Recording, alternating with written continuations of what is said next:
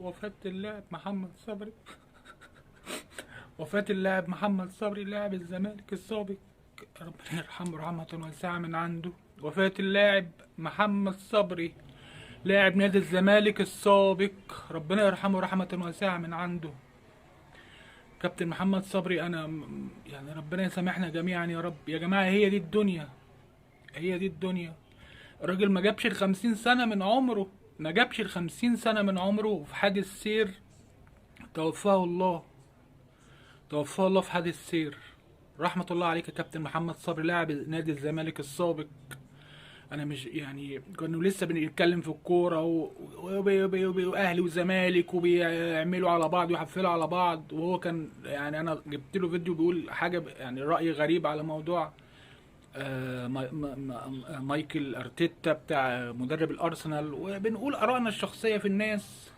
لكن استغفر الله، استغفر الله، اعوذ بالله ان انا بخوض في حاجه تخص الشخص نفسه، او في سلوكياته، او في اي شيء يمسه شخصيا. احنا بنتكلم في ارائنا الرياضيه ليس الا بس، وبنقول اللي هو قاله. لكن رحمه الله عليه كابتن محمد صبري لاعب نادي الزمالك السابق، جيل التسعينات عارفينه كويس، كان لاعب حريف وكان مشاغب ومشاكس في الملعب جدا.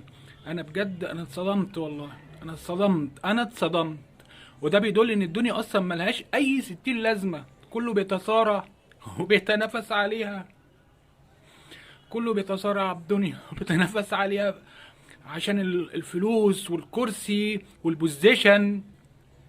وفي لحظة راح كابتن محمد صبري، الله يرحمك يا كابتن محمد.